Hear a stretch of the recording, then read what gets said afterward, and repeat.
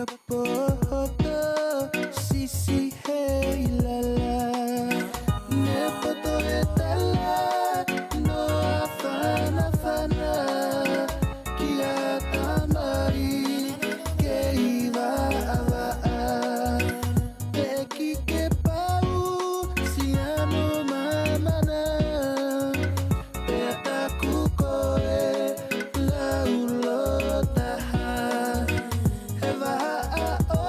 telefon dia? Oh, connect.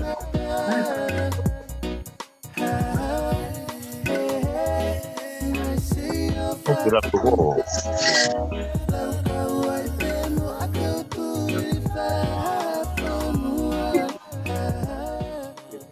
Ang mahinog saya. Ati selai. Mata mau e pongpoin ko re mo ke ki whakatapu atu I he hoani ki a hoeiki ka mahata klotu pe mo e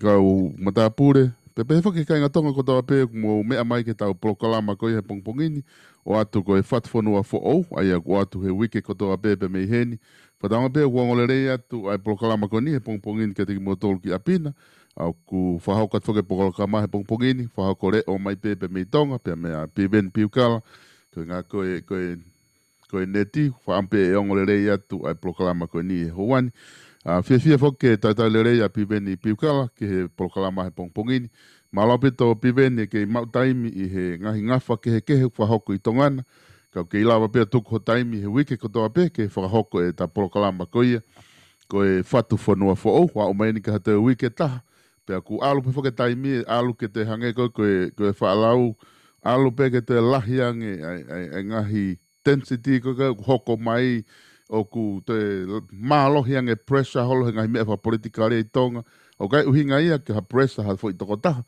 kai he ngahi kupu kotoa pe I he mea wha politikari ku kamata fo ke lahi ai ngahi tala noa he ngahi mea kehe ko alu atu fugeni ku tau whanonga atu ke he whiri alu pe taimi mo e ofi ko e whiri no vema ka I he taimi tatau o ku keitu umau pe ta prokalama tau whatu whanua fo ou I tala noa ke ngahi sistemi o fia mau ke wakai whakarerei ke kakai ke sistemi ko ia o fia mau ke whai hano to ki whakarerei kai lava ke tau mau hakaha ulerei I he whanonga whapolitikare ku tau whai I he tui ko ia ai whatu whanua fo ou malo tau mai pongpongini piveni whewhe hake a tongana Malo tau lava solo Koia Ea u kore te pe ke hufanga whatapu ai a tai pe ke whahoko pe whahoko to I pe ta polave ke ngahi sistem whapolitikare Koia Oe whanuanu uha he ahoni so mahalo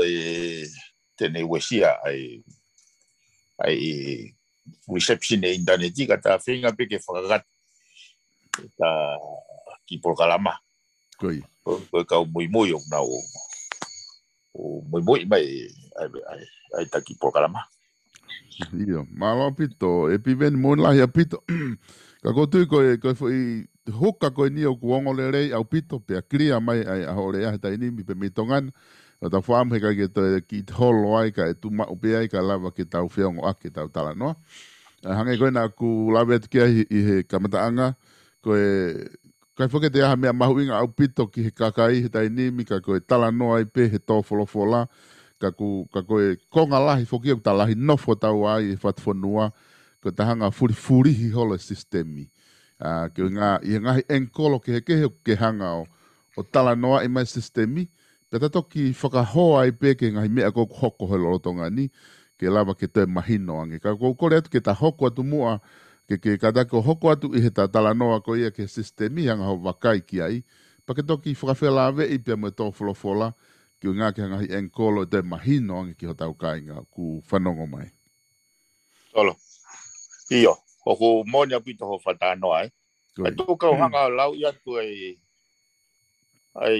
kupu no taha ko ni sutone ke tahanga hulu I mai ai matawai vai pe mo mea nai tokanga mai ke ni afio to flofola ai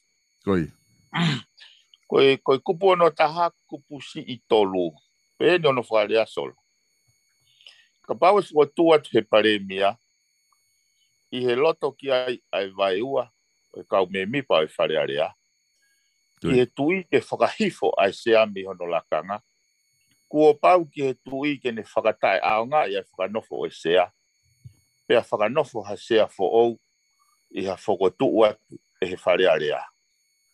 Ko tui ai kupu e koni sudone ka ulawe ke matawai wai.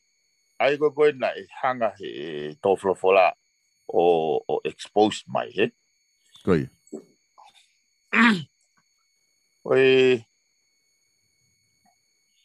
Koe tukua ki whoki o kwhai he ne awhio e ne tai whia maari, e. Pea ne lawe solo ko amanake o kuke mau hala i skripe toflofola. Koe ngai peke. O koe ki iau kau, o koe me mua iau e koni studoni, he? Koi. Ka koe whakarea koe pehe o kai lava he whare. He whare, pe koe whare area, o e pure anga sol.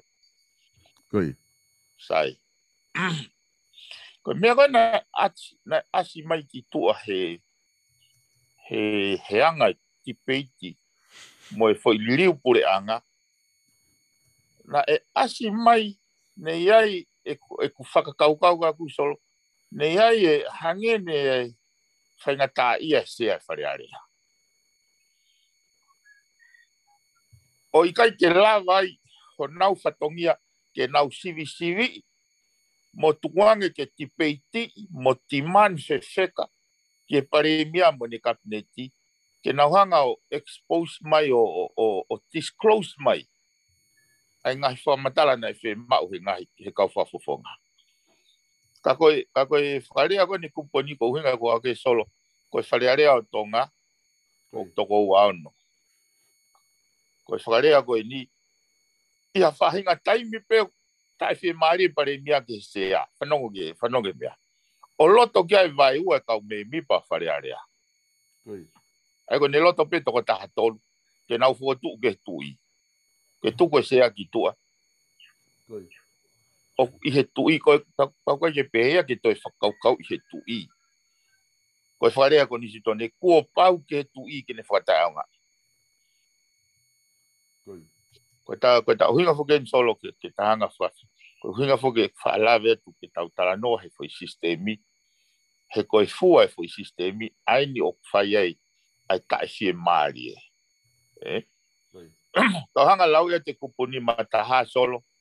Koe ngake ta whawhilawe ipe, ai kai koe ke na panga maari e. Ai whai sistem o whalerea ai mo ui whabritkare whanuan. Sai. Kupuni mataha peo no whalerea kupsi uro aki. Kua pau ke ihe kapineti ai mawhai pure o e whanua. Executive power ia. Aia kua pau ke nau mau ai ngafa o e whengau e aki whakataha mo e tari ui ki he whare area. Ai ngai whatongia pure o e pure anga. So totone e kupu koe ke tari ui ai kapineti ki he whare area. I ne uhinga peherewa totonu ke ia ai mawhai malo he whare area ke nau sivi ai kapineti. Kau talama he kupu no tahai e solo. O kumawhai lahi ange kapineti ia. He koe nau solo kau te whafok peki mua Ke malawa hapati o whotu ha pure anga pau ke nau mau e toko lahi ka nau toku pure anga. Kua pau tau pehe ange koe pate patoa koe kau no pere. Kua pau ke nau o toko taha wha ka nau toku lava whotu ha pure anga. Sai. Koe nau whotu koe pure anga talamai rewa he kupo no taha ia. Koe nau whakamon pe toko taha tolu. Ki hatohi ke whahifo sea. Kua pau ke whai tuia ki ai. Kau whehui ka koe solo pa kau whehui e pehe kau whanongo. Ko hai umawhai lahi. Ko hai whakangonga hai. Talamai he kupuni mataha whakangonga ai kapneti ke whare area. tala mai kupono taha e whakaongo sea ke pare mia Pare mia. o ke fatonga ki foi Koia. Mahino o pito e bivene foi te atu ke foi whakaukau. Ai lewa kone tu ana e ko ia e malava pe fokia he kapau ko tu hata whakaanga I meta whaaki ke taha e malava pe ia ke whai pe whatongia ia se a whakatatau mo mea ku neongo I e lahi loto ki ai kabineti. Nā whai ko na wanga o whikau ke tu I ke whakahifo ia. Koe poini ia sola. Koe poini ia he koe tōwholo wholau ne pe mai. Ki lau I mange solo ia foi. He koe tui o ke mau pe. Koe foi pe mai.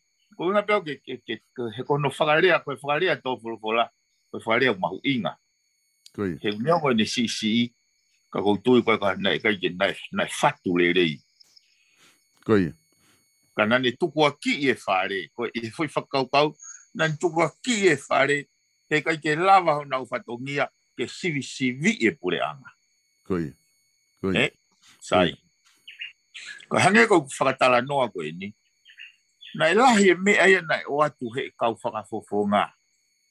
Kana e ongo kia ki mautolu koni whanongo, o kuai e ki foi, o kuai ki eremenitia, koe whaka ehi a sea.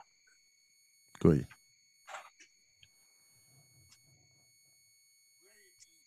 Koe ui koe tuu koe whi kupono taha. Koe.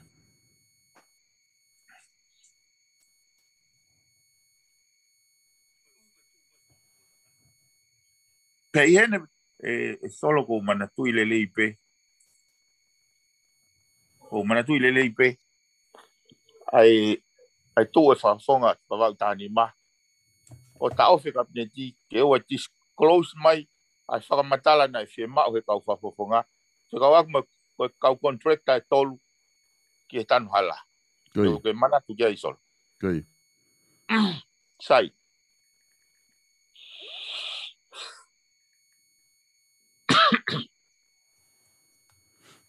So koe kongai ni koni sutoni ne tu ni ai whare ai pure anga. O kai te aha mea e whemau ke nao mai koe mea whapuripuri. Nai tuak mai foki he wawau tahani ma. Koe confidentiality lao e tutun kabineti. Ma tui koe nai o hake tonga tapura ke tutun kabineti. Koe. Koe tutun kabineti whekau aki mo kau tahala lahe tolu awoti kai ai tanwala. Ka koe whakarea ni oi kupu si I nima oi kupu nima taha solo ke tala noa ai. Ko ngai whakatala noa koe ni ke e ku mahu inga tō wholofola. Ku mahu inga tau sio ki sistemi. Koe. Mahu inga ki tau sio ke whatongia kau ai whare. O whatetau ke tau koni sutone. Pa tau sio ai pe o hanga he koni sutone o whanau I mai fo I fua. Pe koe fo I tau mua aola o uhinga mai ni awhio. O kune whemau ke sio ki ai. Koe. So no whare ani. Kua pau ke whau ke minister. Minister takitaha haripot whakatau ki he whare area. Whare. O wharei whekau aki mo ngahi ngā aue, mo ngahi palani o ene potu ngā aue. Pea ka pau o whakaamu ai whare area ke ilo ki hatoi mea whelawe I mo potu ngā aue o ha minister, kua pau ke ne tari ai ngai whehui, ko toa kua o atu ki a te ia. E he whare area. Pea ripoti ai mea ko toa whekau aki mo ne potu ngā aue. Koe. Mari solo ai. Mari. Pea mea uhinga mai kia ni awhio. Koe poiti solo he na ku mui mai whare area tau kosi. Koe. Pea refuse pe he kabineti ia mo pure anga ke nau disclose mai ai ngahi area pau na tutun kabineti ai. Koi.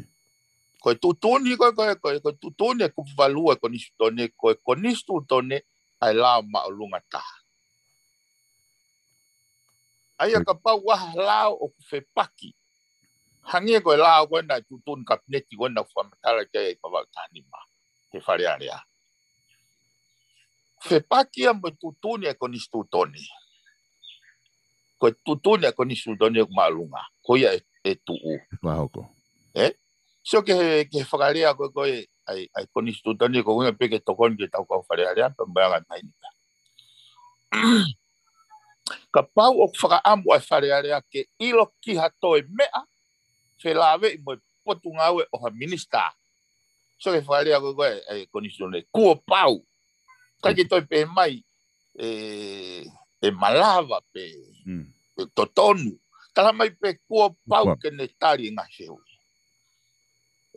Ka ke sio ke hanga koe he vai e ono he koe uisiu koe nina o hake e tō ngatapu laki.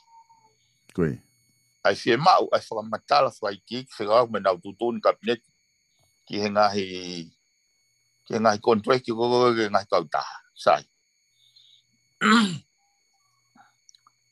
O i he tohi tutuni a whare area solo ka pau waha ha mea whikau aki tonu peha moa minista. Koi. Ko pau ke mawahe ia me he pāloti o mea ko ia. Sai. Koe ui kai e nauhanga koe o disclose mai ai ngahi kautaha solo. Koi.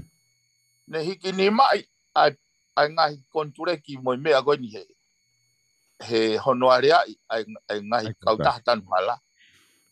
O kau ai pe kau minista au whelawe i tonu moi mea. Ka pate tahanga o hake. Neongo ne nau nei tok tala ki mui o tok announce ki mui. Koe kautaha tahako kautaha lau lau. Koi. Kautaha tahako kautaha foha o nuku. Koe na foi whelawe e minista polisi mo i kautaha koe mo whelawe ai minista moi pa mo kautaha koe. O kuhanga i he tutuni, toi tutuni a whare area. O disqualify naua ke na kau he tipeiti mo hiki nima. Ka koha mena e hoko solo. Na nau hiki nima pe. Ka koha no hinga na nau hiki nima i tae ai hano sivi me he whare. Ko hono tai disclose mai i ngahi whamatala na fie mau. Ka koha hinga na tai disclose ai. Ko hono hinga he utari ui ai sea whare area ia. Ke pare mea mo ne kabineti. O kuhinga i kuhanga whalawe ke mea koe ni. He kou mahinoi. Ai kai fie maari ai ne afio. Ai kai fie maari e ngau e whare area. Ka kuhange ko kulau solo koe ke utuku aki i au. Mea koe ni na taha raka mata peta programa nau. Na kuhanga o fotua ki a koe. Koe composition o e whare. E kai tene tiriwa e ia ai outcome ko koe o whaamu ki aia le rei whalukfua. Ai koe na huinga mai tō wholofola. Koi. Nea. Koe whi whakaukau maari e ia piveni ku ki hanga o mai koe ni. O te māmange ai o hano whakahoa koe sistemi ai sistemi koe ni o ta whaatala noa ki ai he polokalama ki he tō wholofola. He o kou tui o ku whakahoa ni ihia koe vai angai kai ke sivi le rei whakahoa pe ke ngai mea kehe pe ia. Ka koe na taimi koe o ku hulu ia koe whakaukau. He koe e nau whanonga i whare area i he taimi koe ku o atu ai koe ke whaha whehui. Hange koe ngai kupu koe na ke lawe ki ai. O ko ni kai peke whietari ia he kabineti ku nau tā mai nau tolu ia ke whaitohi mai. Whaitohi mai ka toko ate tari. Pea koe, ka kohanga koe mea koe ni kukihanga tala mai fo i whepaki koe ia.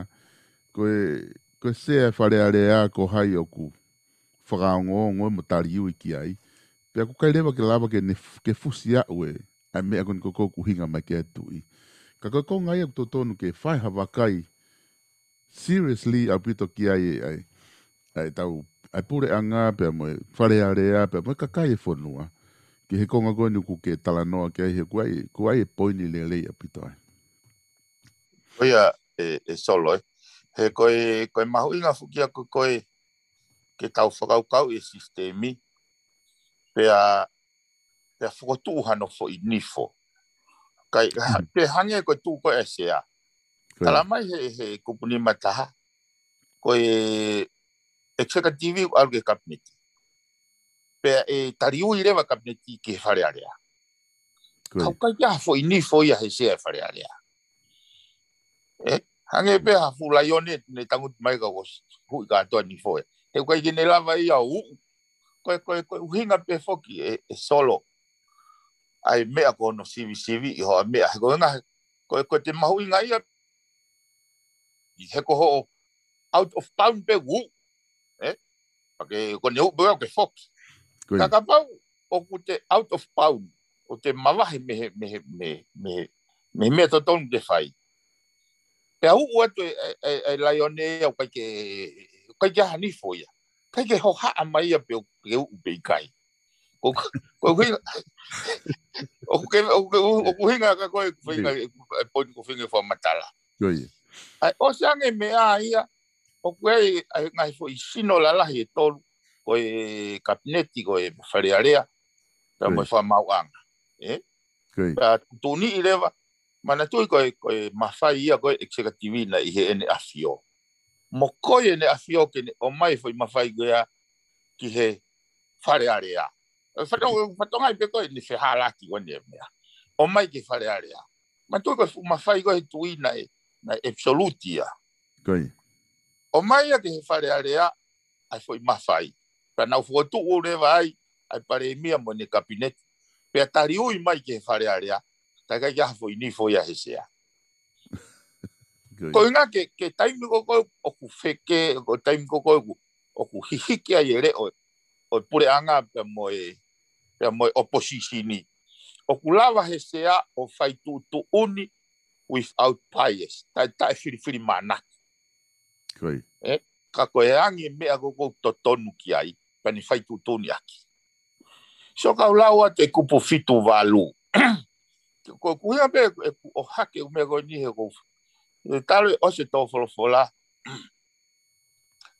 mo pe he ko anga kau solo e ko anga kau ko tu ia fa no me tu ia ke taki por kara ta ko kuinga fla wa te o me go ni he mana tui o ku ke he tama fa uri me tama engineer ne i loia ai fountain ka porita fountain tanke vai o ke heia mo tama ko fa uri ka tama fa uri o me pe xio ke indicator pe maha pe goma pe over speed ke ka ko tahanga no to hake ai ngai kongkonga mi sidi mo ta sio go ke mau inga ke functional pe alai so ke kupu fitu valu o pe hen o ku i he whare area ke tu uni ke tu hau. Tu kau lawa pe, kau toki i tato whok mai awe te vete ai. E kulahi o no ngai tai mention. Ko whino alu pe, o i he whare area ke tu uni a hono lahi o i tuku hau e whai e kakai. Kakai o whanua mo e lahi whoki o i totongi tute e whai. Pea mo hono lahi o i totongi ke ngahi tohi whakangofua whakatau pe ia te kinau tolu pe foki ai wahe o paanga. Pe ia te kinau tolu pe foki ai wahe o paanga o pureanga. Ko mea i he ngahi mo ua, mo ngahi ngā ue ai pureanga o hange o kutu i hono. Hongo fulu mahiwa o kupu. Pe i he whakaha e minista paanga a hono lahi o paanga na e hu mai i he ngahi tau hoko mo e whakataha ai wharearea. Pea mono lahi ai paanga na e hu ki tua. Ko mea i he ngahi moua e pureanga e whakakau e he wharearea. Pe fiha ai paanga te nau whakangofua a hono ngawe aki i he wahaa o yongo whakataha. Ko mea i he ngahi moua e whanua. Pea ko ia foi se te sinu marunga. Pea koia te nau tu ni. A hono lahi e to'o ki ngahi ngā ue, mo ngahi mea kehe o e whanua, pea koia ia o ku tūni pehe e he whare, e whai ki ai e he kau minista. Ngāri. O kou tokanga ke kupu koi ni, he oange he foi kupu koi ni e mawhai lahi ki he whare area. O kui kai koe pure anga. Koe anga hono whakamore silini, ko silin ke tau tuku atu no, ko silin ke tau totonga ke no, silin ke whakamore, silin yo tānaki, silin ke he tuku hau ke tānaki me he kakai, ko whare are au whai kutuni, kai koe kabineti. Koi. Kau ke sio kono whare are whanuan hea hau ni, ko hai uni whai kutuni o mea. Lahi taha whoke tau mea he tai nimi o ku tau mahina pui tala mai ko nai whapasi kabineti. Ko ia. Koe poinia ko hake unau mau e koni sutone. Tala mai whakapatone koni sutone. Koe mea o ku tūtuni he whare.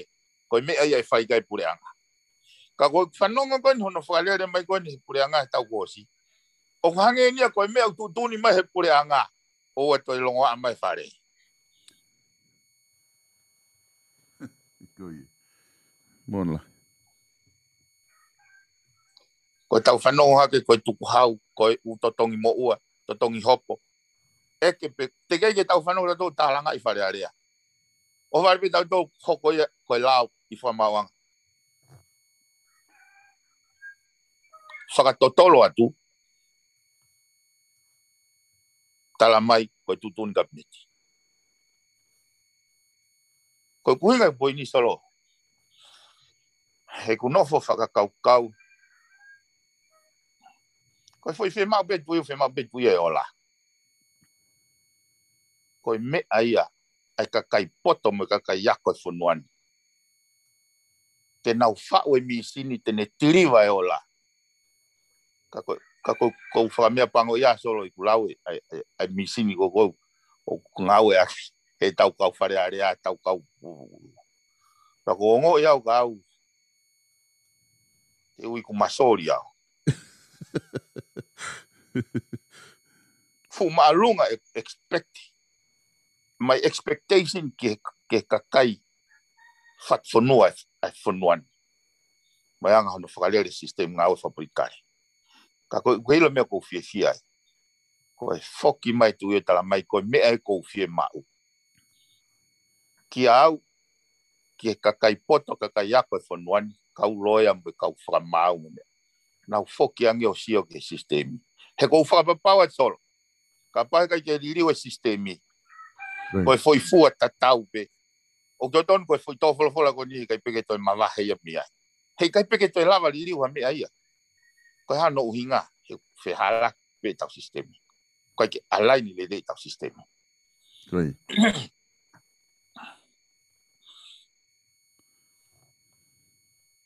So ke kuptahiwa kon li whea kai ku fitu alu e solo. Koe ngahi te tauhanga whawheka kei ke kai whea maare ni a whio. Ke whahau whatongia ai wharearea. So ka kuptahiwa au peheni. Ka te au koe ke whakahaloto e whakamore. Tutune kuptahiwa, ka whakamore hapanga mi wharepaanga. Ko pau ke whakahaloto ke wharearea.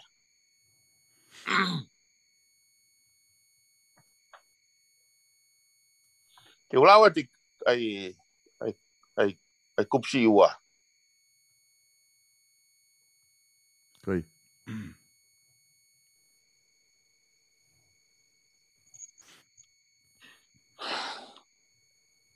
I he ngahi mea, kau ki hatau, pe angatuu, pe mahaki whatu tāmaki whawhanua. Pe ha mea, tatau e hoko, whakatuu ngaa, i mesensi. Pe e ngofua rewa ke whaia e minista apanga, i he loto kia ia kabineti. Tai menu oange mawhai, he konistu tone ke kabineti, ke nau whaitu tūni, te keike o mai o paloti i wharearea. Ke whakahaloto, pe fai tutune fare kia fata tau ke ko fitwal tai mo go emergency ai go go hoko ko penete miki go pe ko pau so ko foi konga go nai fai fa kiki he tau gosi he taimi na ti crea e panate miki pe nau tapu ne na tole fare kai tala mai ko ni sutone ko pau ke ui leva I he taimi ko ia he tui ha whakataha ai whare area pea ko pau ke whakaha ai minista panga ai ngahi tuunga o whakamore mo lahi o panga Mantu ko emergency nai activate he pure anga ko panate miki Mahatsu au ko ni mea ko tutone ko ni tutone o kui he kapneti rewa ke na uri eki o whai ku ai ngai ngau e ko ia. Ka kua pau ke ui rewa ko wharean ko he konistu tone mo ua e wharearea. Soko no whareau ki heni. Pea kua pau ke ui rewa I he taimi ko ia e he tui.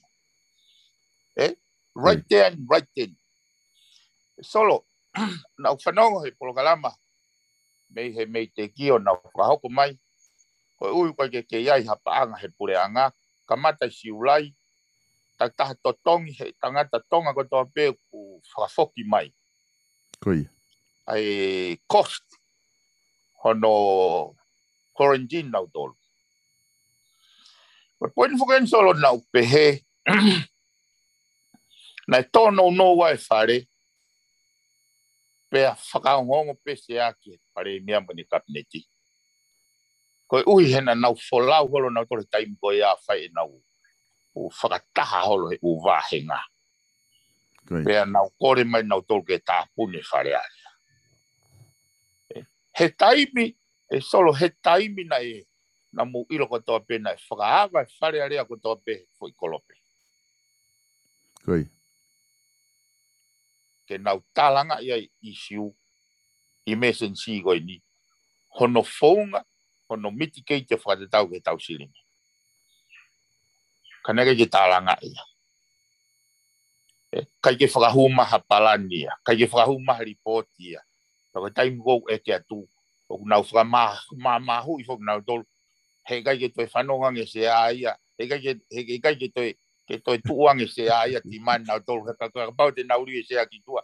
Ia alu whetongi le vai. Kone whetongi ia. Mau ia nau tolu whai mawhai ko ia. Ka ke sio le vai solo ke whatu tāmaki. Ka ko mea ia ko whiawhia he hanga e tui o. O whahoko mai ne tai whie maari. Ne tai whie maari e. Mō mā kempeini mai whai to tonu. Ka ko whee ko ai. Ai tohi o mō akau ni ai ke panga tu pau. So ke mahu inga ia e tui ngai principal whate mkalati. E ne whee mau ke akaunta pole kau minista. Kai mai kau minista ai tala mai. Oe tutun kabineti ia o ku confidential ku mea ko ni. Solo de ta fase sere ta o mate. Oi oe. Na hoko moku pe fare area fe mea ko ia. Na tu e fonga ton tapulo aki o fa matala fe tutun kabineti pe na mea ke pare mea ke olunga ni whakaha mai ki ai eke mai ki ai eke ke sea ke whakaile tamako ni oku. Oku ne hanga ala ke mea whakapuripuri ko mea. Koi. Kai ha information whakapuripuri. Kai ha information. Ka konga ini ko se mahina o pita hono hulu I mai ana ia. Pe tatau pe fokia e piveni pe o pehe ai me ia fai he la pege na tamai na tolu tau tai na pese ai ku na tika ki anga pure anga ia presa ia. Ka ko tau si o foki ai ko anga ia tu ko e tau ko instituto ne. Pe mono kai ko ke fusia ko ke ai ha ki fangi fo inifo hange ko ke la ki ai. Ka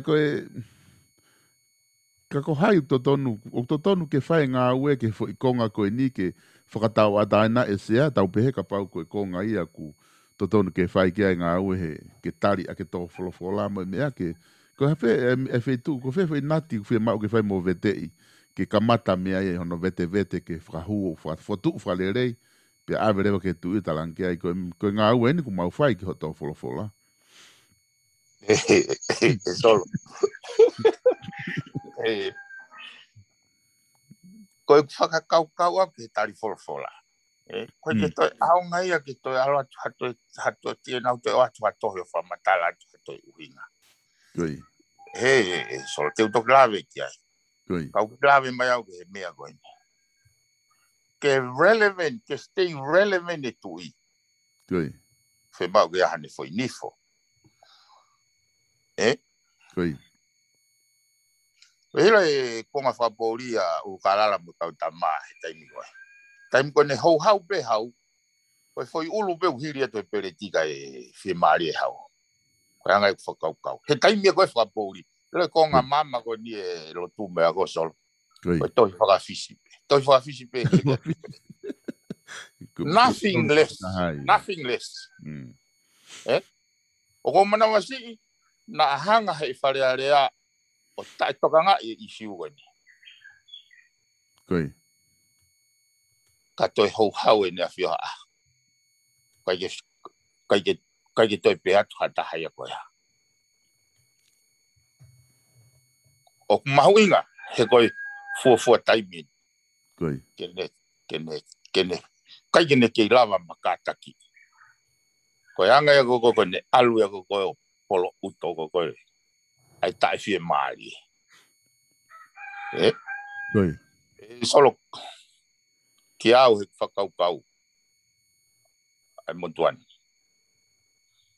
Toi whawhisi pe e hili atu. E funga te pire ne awhio. Ka tau whanonga.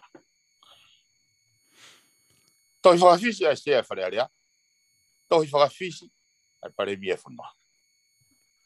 Koi. Ke tau mo e hau ai hau. O kei loka pau tena te atu whamatala whie poto atu. Pe hatu te mauririu i mai mea koe e pe mai ne awhio. Na e talu ho mou ngau e wharearea tau i ne whia. Hame au toki hawa solo po pivendo tu hui mai palmare maka pukai la ke ririu. Mo te lau koe a pita. O whaianga hala. O e tau au hange ko. O e tutuke hange ko sisu.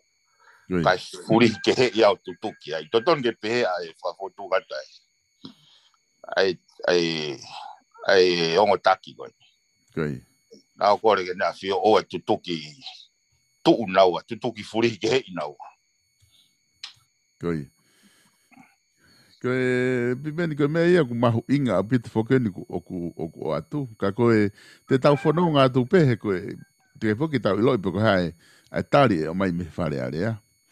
Pe ko fe whahinga a whei tuu huunga te na huu ke tari. Solo ka pa waha mea he uto whare area. Koi. Ka pa waha mea o kei toi o na uto. Koe solusini ben solo ko votuat. Nothing less, nothing more. Toi whawis. Koi. Piko ia tu ia ki toi atu te whamatala te mauririu e. Koe hae hue na kai ke ririu ai. Ka pau na koe lau maari e. O le leo e kakai totongi tuku hau e whanua. Na e hui ngaha mo o ki whare.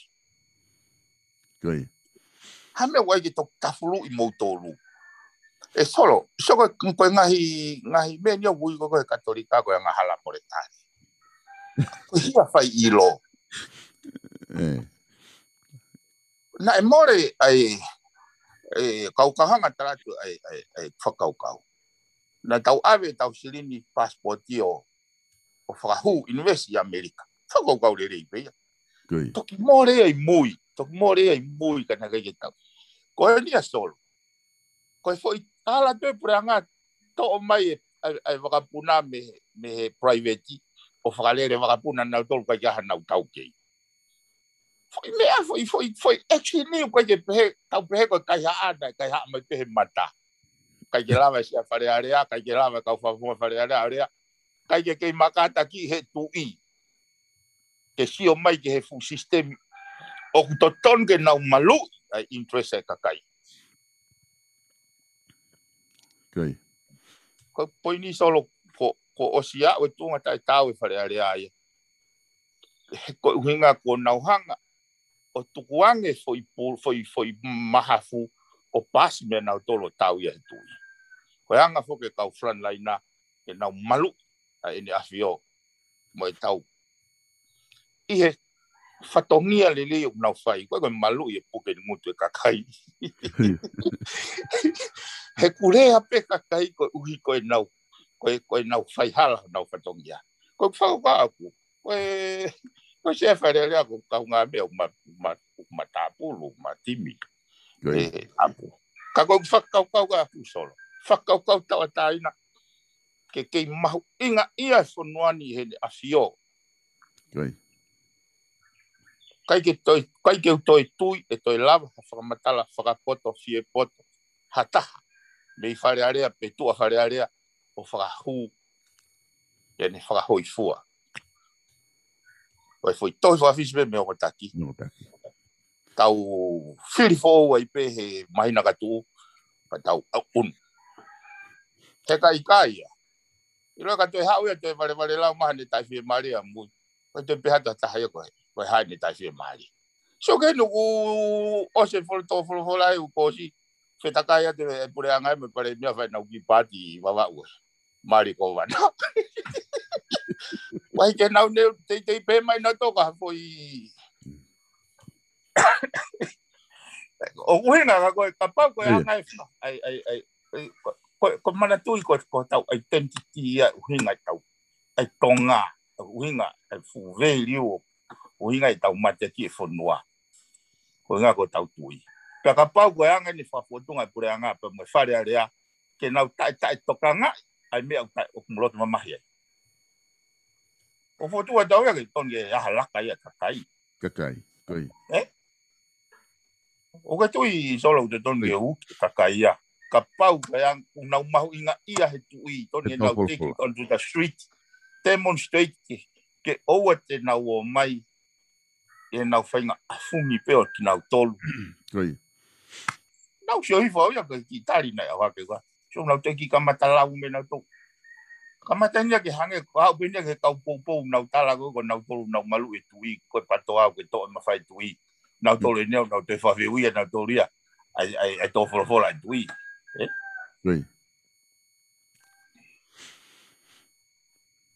ko e piveni ko mahino opito ai whakamatala pe mo foi nati ko ni kuta hanga whakaawa tu ki he pare mia pe mo se a pare area ko inga ko ngai ni hono whakaapa i e tui pe mo ne tō wholofola ke mahino ki hato pure anga hoko mai ka te ai ha mea pe he te tō wholofola tui ki ai pe mahino ke kautaki ko option pe kutaha ko e whakawhisi ka mahino ke tu i o ku ongo au pito ai mea ko to folofola ki ai aku mahino whakau ko ni ta fotu atu ko e inga ko ta whaaki ko ne taha ku nau tohi mai ai whakau ko ni ko fe i hanga ho wakai i he to mamafa to folofola ko ni mo taimi ko na hanga he tu i o dissolve whale area ko fe lewa ai o ku hou haulahi taha ai i hano eke mai i he to taha ko ni ke ta wakai ki ai na koe ki whakatokanga pe nia koe ke fumamafa fe ia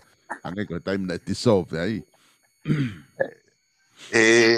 solo tawaka ki fok tau tolo e tō wholofolata hage whatutupulagi mai pe ia pe hao e tai wholofolata koe dissolve koe oi whare area na kai ke rea mai tu ia kai ke hao ia rea mai koe foi whare i pe he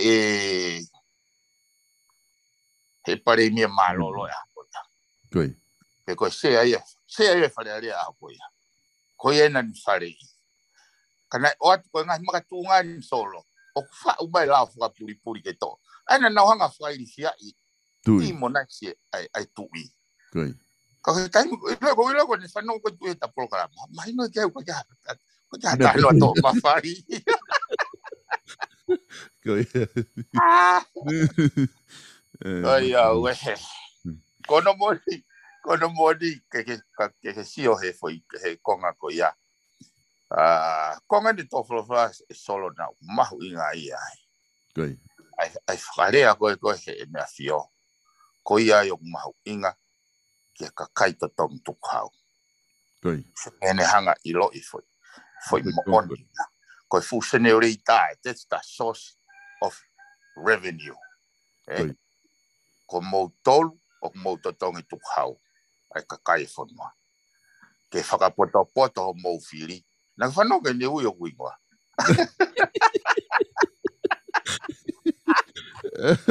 Ai, koe foi angai ko lauga mea e piveni koe ngahi fitu ko toa pena e whai mea e ano whamala ala e whatfonua nai hau ko toa pe ngahi fitu katoa koe ana I loto pe toa wholofola ai konga lahi taha I no whakamama koe ngahi fitu palapare ma koe mau ke tau tala noa ki ai Oia koe konga fuka taha koe kio e tata no sistemi e solo mo e mau inga I sio e tokanga mai kia I koe ne asio ai u tau pehe koe ngai tau mo aola ia kwa am ke sio kia koe na ulave fuki au ia e hala ke composition e whare e tau o mai e ngai tunga whasosiare o mix up ka moe tunga whakapolitikare mono Covent mono pure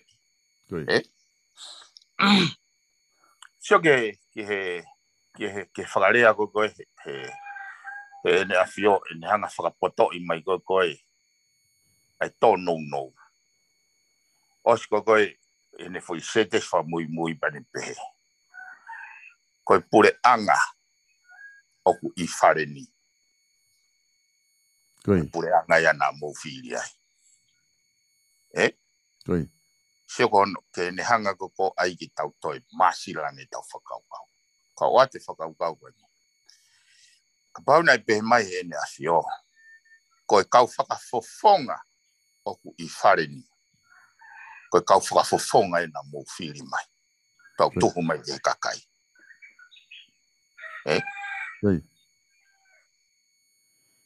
ka koe ne pehe mai koe pure anga oku I whareni hamea ka ke tuku aki e kakai koe majority e kakai na nau whakatuu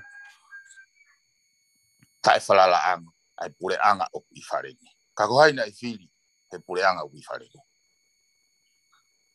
whare area kau no pere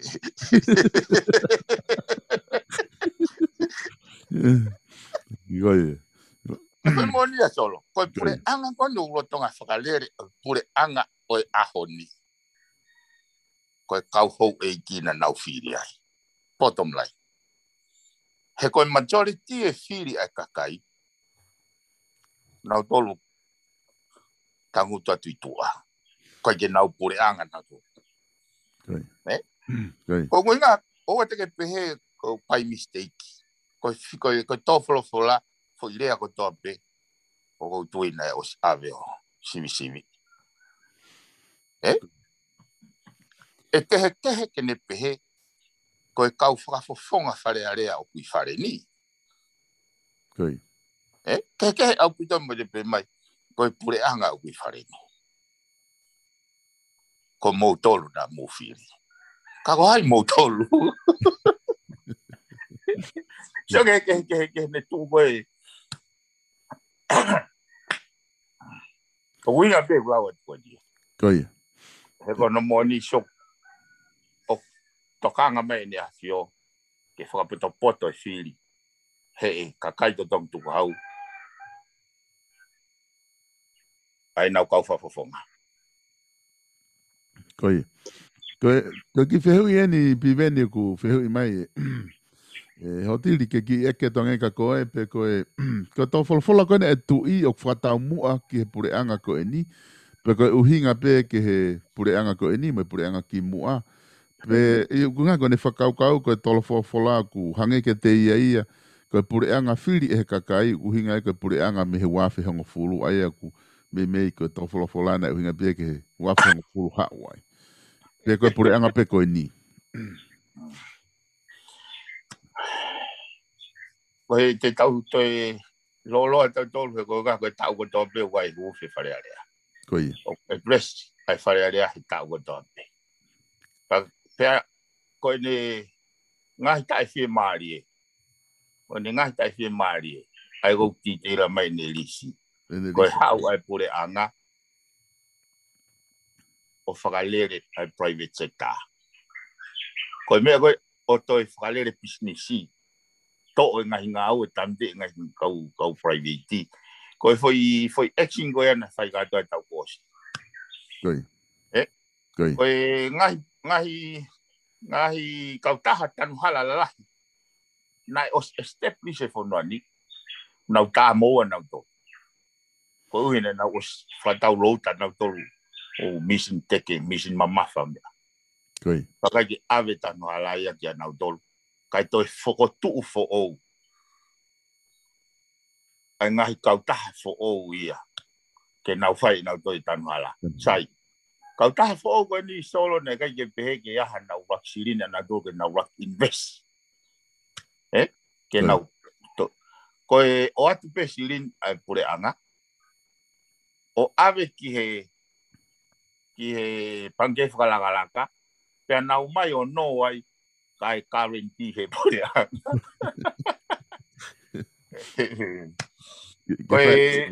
O whaingata ke tau toi whenga ke whakahuinga ke tonu. He koe pehe mai koe he tō wholofola he te se tesi. Koe pure anga oku I whare ni. Koi. Koe pure anga tala noa mai a ke kapneti. That's what o prefer kia I heko e wai opposition ni ko fare area o gai opposition ni.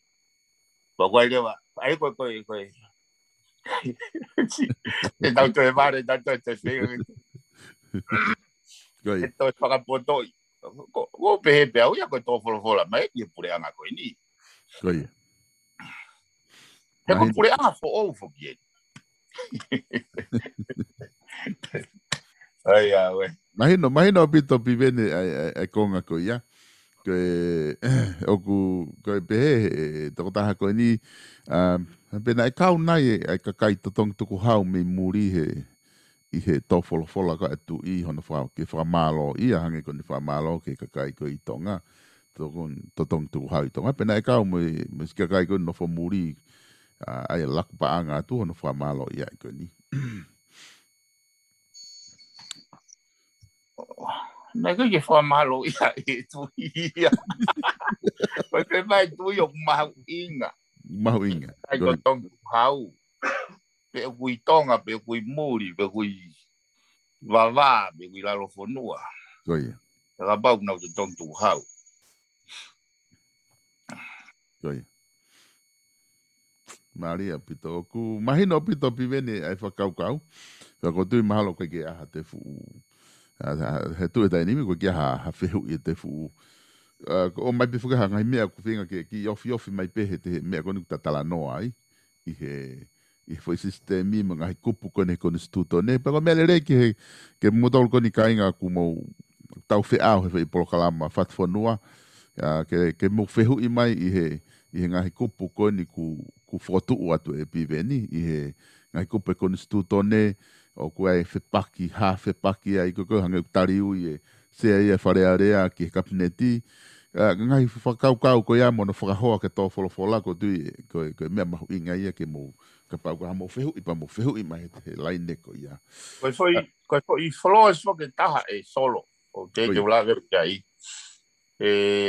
Na ta whaatano fo ke composition e whare ka mo e whaunga whiri. Ai whiri whakawāhenga. Koi. Mea ko ni ta tau stanoa. So, hau pena fio highlight mai. Hau e tala noa mai a he trade diversity, ta noa mai a he veriu e paanga, ta noa mai a he exporti, ta noa mai a he hawhainga ngāu e ke whakairi a he pureanga ai import subsidy. Ha mea ke nehanga whakasisi ai tau whakatau koroa me muri. Koi. So kurea mai a he isiu whakalufua ko ia. Ka koe ui whakoe koe whaunga whiri. O hange ko ta whatano he ta programa. tau fili whakawāhenga mai tau. Koi. Pea kai ke si e na o mai na tolo tala noa mai he isiu whakalufua. Ai uha tu ia fusi I mai tene tala noa. Ko me au fi whanongo mai me taloni. Ko me au tala noa I wharini. Koi. Koi. So ke hanga pe he foi tofolofola on the reinforcement pe mo endorse. O kuia e me au to ton de whakarere he composition de whare.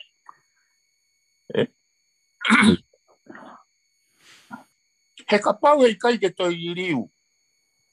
Ai whaunga whiri ia ka pau ke whai whaunga bensa Kou whakapapa wat.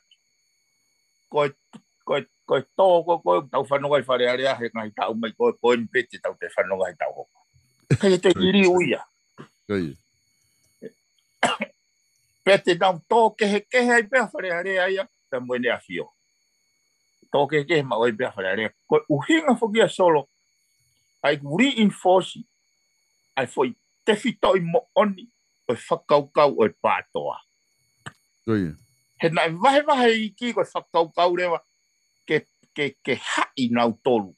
Koe nau o campaigni nau campaigni atu aki ai foi whaunga mohono kaweinga mohono te whito I tui. Ka mana tui kai ke tokone lao. Na tula tangata ia na tula kaka to pena ki loto fasisio ni fainga mari ana ko tu ko me la henda ere ai ni afio pe ke na wo ke ben fai to ton o mo to mai pe ko ki loto o fai mo to le me ke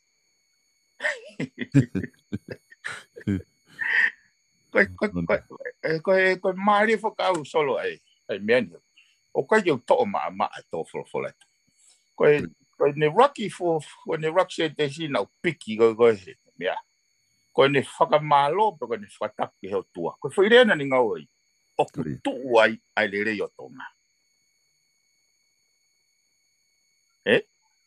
Maria ko foi whakare ai ko pe he o ku ne hanga ka pau he kai ke aha whahinga ka veinga ke ne tataki o hange ko ne o mai ko pe ko whatapu, pe ko whamalo, ko te pete to lau le foi mea.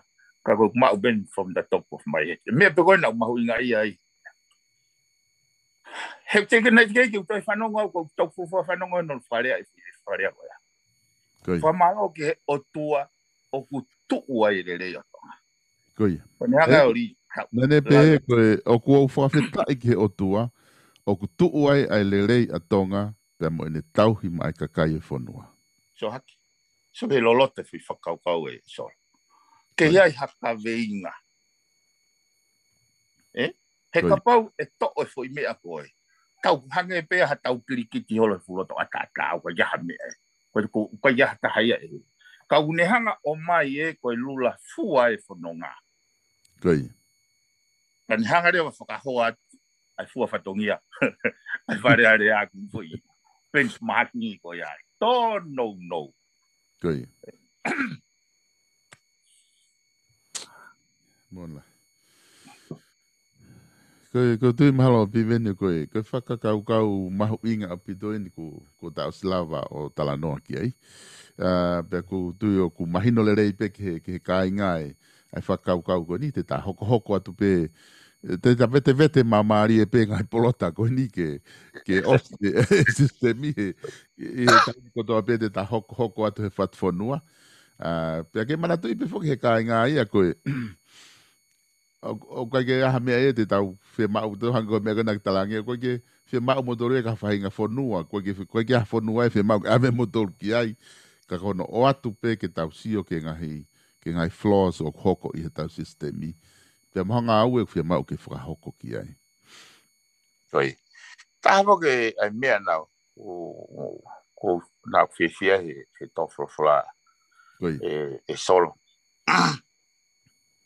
ko e lito foke tahaya ngahi kareta e ta programa ta whanga advocate pe ko to I ta rate time ai mahu inga ke tau ngawe ke mea ngawe I he funga o mama me mahino Kai oa te tau mui pe ko ngā ko tala mai nei, hifo mai mi pulotu pe nei. Kaka he futoa ki lani. Ke to fua. So koe me ani nei to fua koe nei fiona te heni. Hame o mou whaka pulo ia iau. O tala o sai tau ekonomika. Ka koe veliu e tau paanga. O alu be ke hangi hala i be hono whakahoa ke mai whanua tau te whakatau aki moia. Ai koe kamata ia ko uhinga e solo kamata ke timani ke na fio. Ke uhinga lelei ki ai.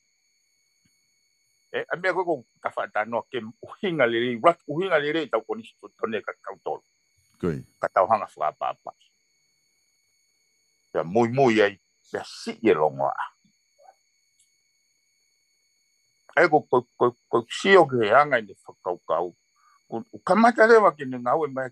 Mato ke taimia koe fola mai pe tupu re whanua. Koe ke nau tokanga na toke mea kuhinga lelei.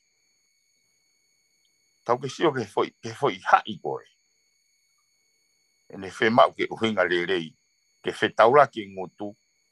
Koe lau koe atawak so malo. Maho inga ke alwhatahe ngutu me tuhu.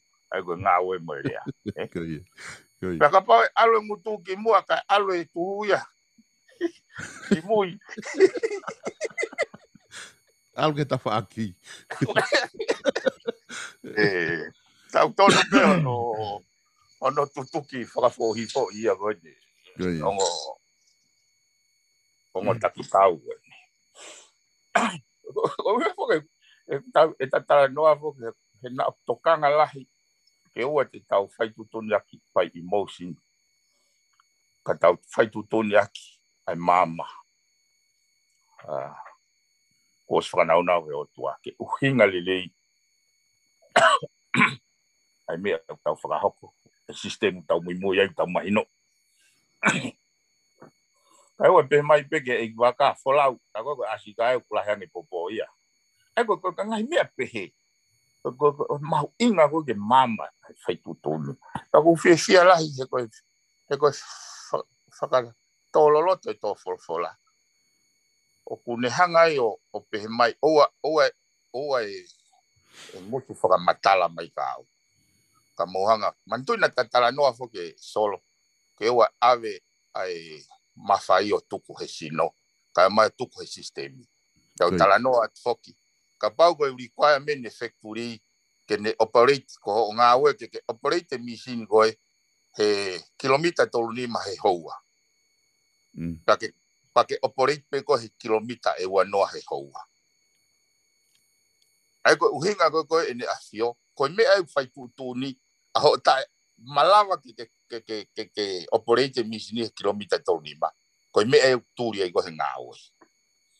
Kai ko hao wha matala mai. Misi e awhia ko machine aku ko rere tolu nima he houa. Kilomita tolu nima.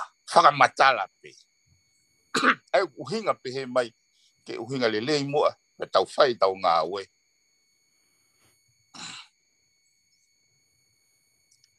Ke mui I pau ke mea. Ke ngahi criteria, ngahi standard. Kai ke uhinga lelei ke ne awhio. Ai tala mai sai tau tunga. Whapanga. Kai tō lalo I tau. Mahu inga tau panga. Ai mahu inga tau panga.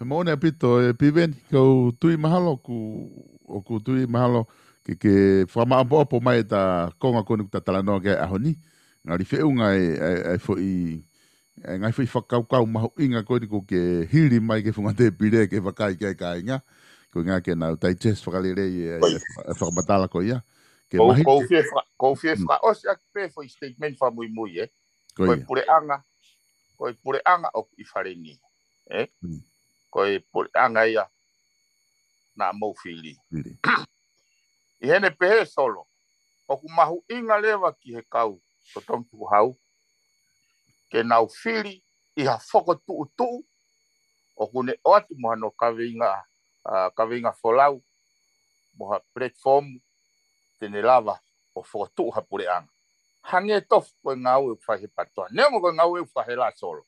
Koi. Ko ngau e whakahela langa ulu mo whakamamahi mafu. Ahono whinga i ke o mai e kau whafonga tua tawhitu.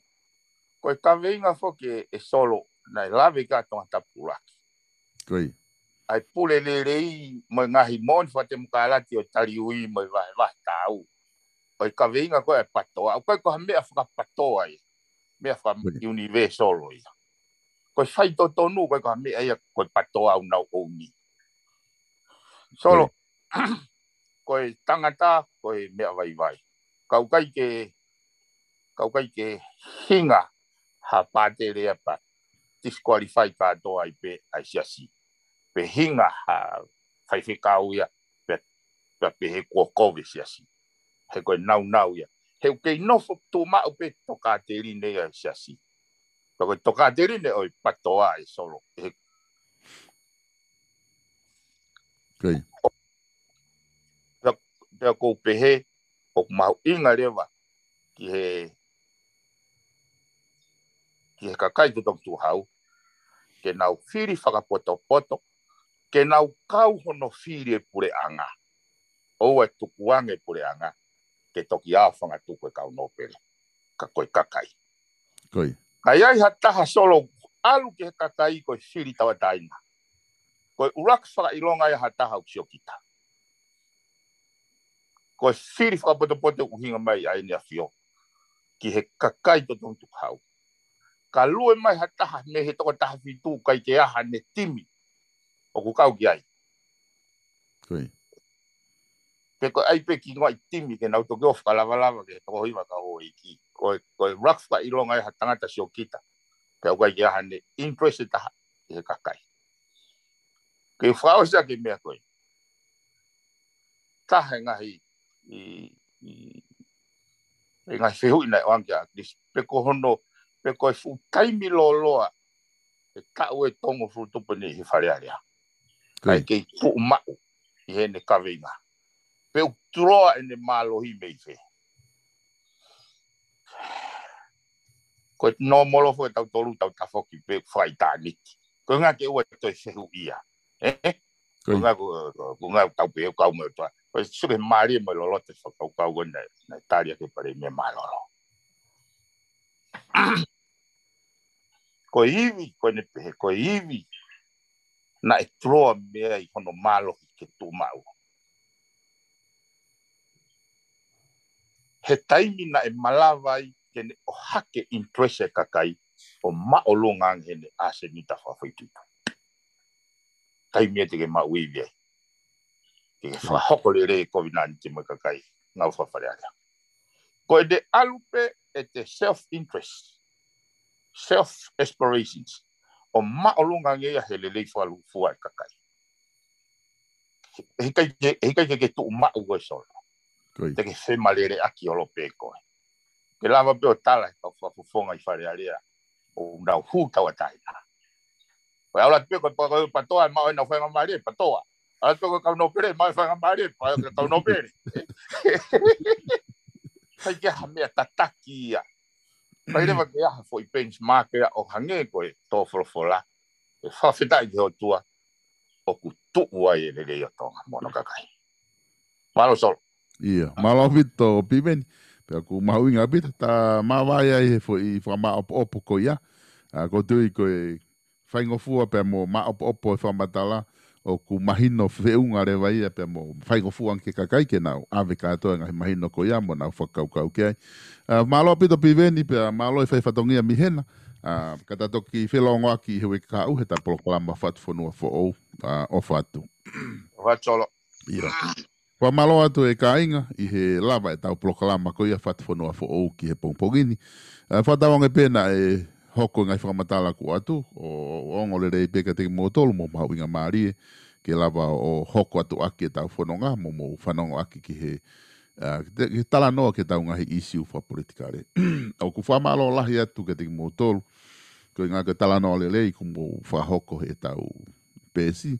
Kai ke ngā tai ka ku neongo o ku iai ngahi polokalama mo ngahi taimi o ku whepaki pe mo mea ku ke tui ki ai.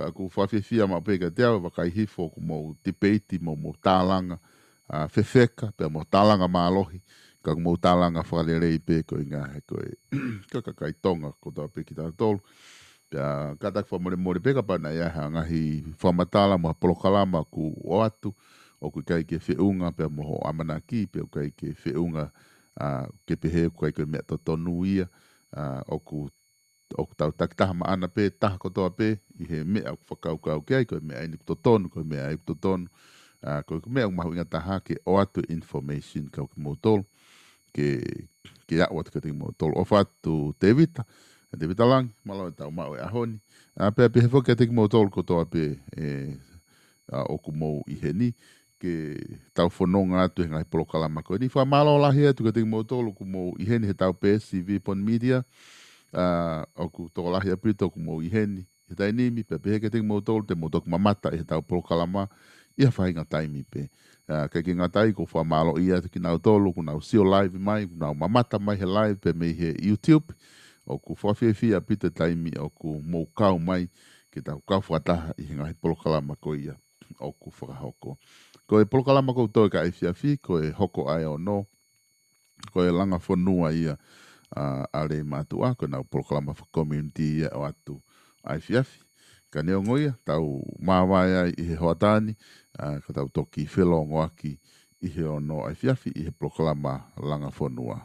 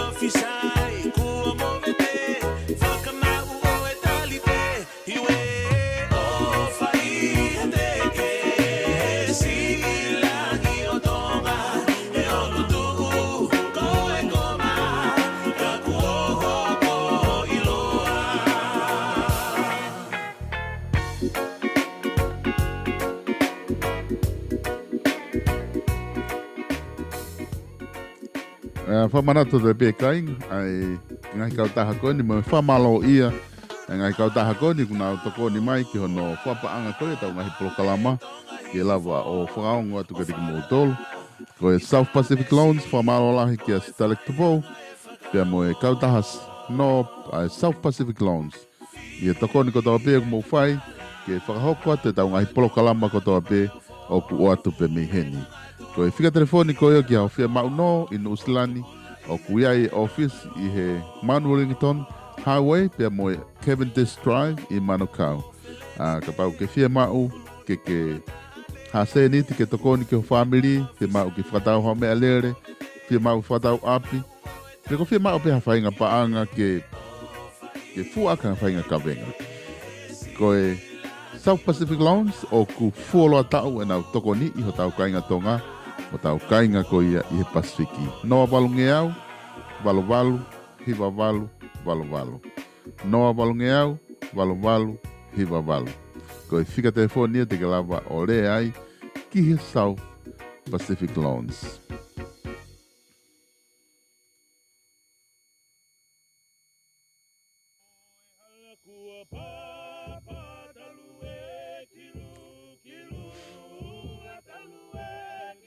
whamalo lahi foki ki he kautaha ko ia Faustina Construction ki Salt Lake City, Utah. Malohe ngahi tokoni ko toa pēku whai ki lava o whakaongo atu e tau prokalama. Ngahi prokalama peheni i he wike ko toa pē. Ko e kautaha langa ko ia ai Faustina Construction. Una ulava tokoni ke te koe i Salt Lake City, pe koe wahenga i Utah, ia whahinga ngau e langa pe, wa o ke lai sima, langa whare, langa teki, pe koe stapa i koe ia o e aluanga, lueanga, lava kotoa pe o whakahoko eni, i he kautaha koe ni. Ngahi ha o swimming pool, ke whakamokomoko ai, alata ke sama koe ni Amerika, lava le reipe mo ia, e he kautaha koe ni. Petu taki ki a seo ne aholoka tonga, i he walu noa taha, whaua nima, nima ono no noa. Walu noa taha, whaua nima, nima ono no noa.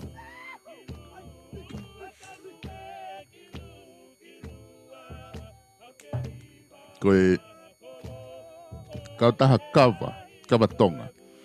Koe none kiti kawa trading. None kiti kawa trading, oku iloa e nau kawa i he kona maa hono ngahi pia koe tau nima ia ke tau hongo fulu e ngahi kawa koe ni ka ke ki ahi ke telefoni ki ai noa ua taha, noa ua wha hiva taha ono walu.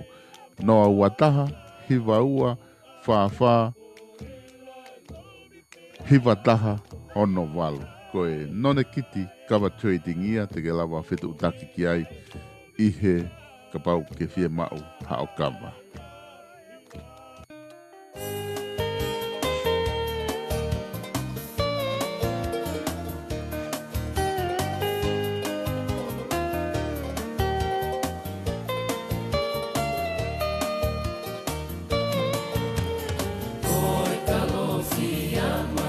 Kalofiama e na kua malamba i o koe te fua awa kalau tala ka kohai au ke whakamatala ai mai moa ola kuola pe atu umounga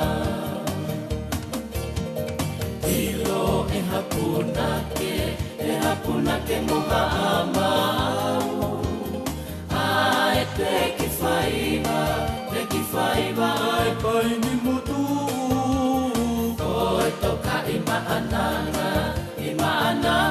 whakalo au talu mei moa hono whakafolau tau taha hiva whawhitu e nāpu keitu e tikai te ke ngalo koe i he kumanatu ai tonga hai whai anga oe lau kau o oto o ngā kuo malame loto ia te au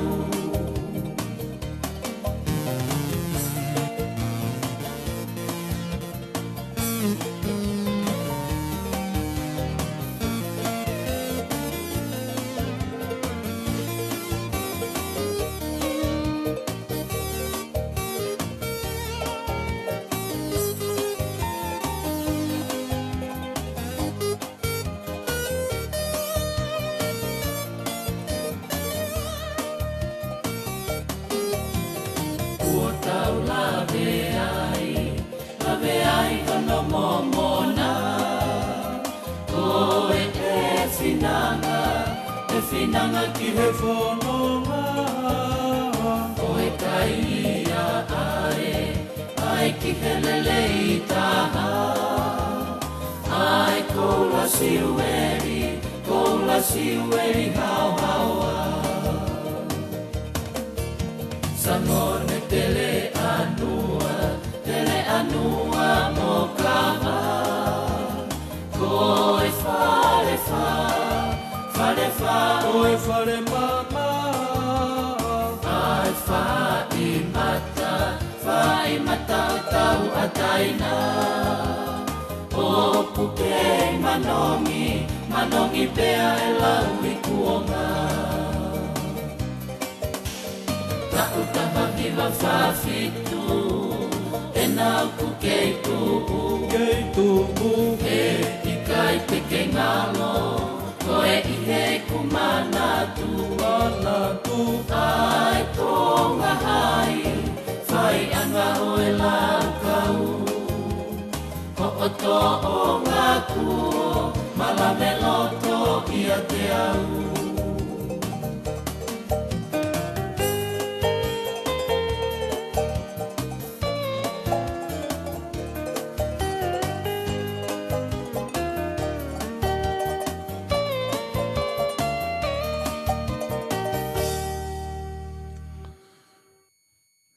Tamai bria mitenge i oku kamata ke momoko o pito a sene he pongpongini ko tui mahalo ko taimi fokoini aku o kumari he ku tau alu tatolu ia mi Nuslani pe mo Australia ke te momoko ang e tau ea kai alu a Amerika ia ke nau vela nau tolu mo mafana o pito i he tainimi whakatawanga pe ke tau kainga kona i Amerika ke nau enjoy nau tolu ia e ulo mai ala amo e mawhanaka ko ki tau tolu koini he wheitu koini i Australia pa mo Nusilani kamata ke tau tui saket mawhana ko kamata ke hao e momoko i he aho kotoa he tainimi ki angai nofo kaku hangai ka lau koe mea koe momoko ke whai mo ai rewa hafu u lunch whakamanawa he ke te kai pe ke te mākona ka ngā ka lava ke te mawhana le rei.